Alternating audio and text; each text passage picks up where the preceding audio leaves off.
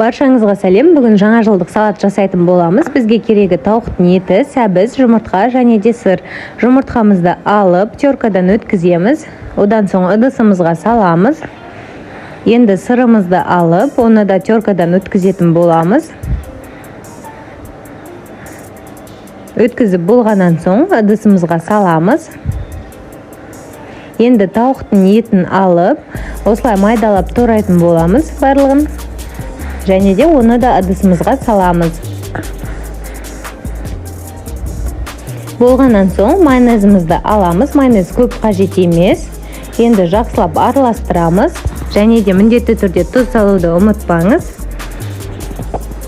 Тағы да жақсылап араластырамыз.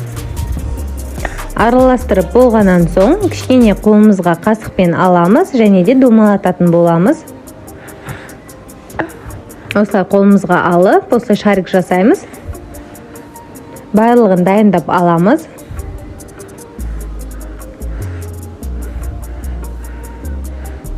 Мен астына описанияға қалдырып кететін боламын. Қанша граммнан қосу керек барлығын. Кіріп қарап көріңіз.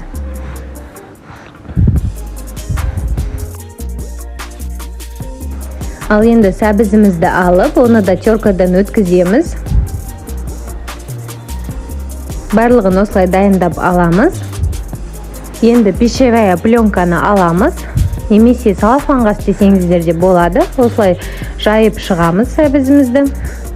Және де домалатқан шариктерімізді алып, үстіне қойып, осылай ораймыз. Орап, жақсылап домалатамыз. Және де барлығын істеп болғанша осылай қалдыра тұрамыз. Енді ашып, ыдысымызға салып аламыз барлығын. Қолымызбен осылай түзеп қоямыз. Болғаннан соң бетін қалауыңызша әсемдесеңіз болады. Мен осылай қара бұрыштарды салып қойдым бетіне, мандаринге ұқсатып, және де шөп қойып қойсаңыздар болады. Бұл міндетті емес. Міндетті түрде жасап көріңіз, өте оңай салат.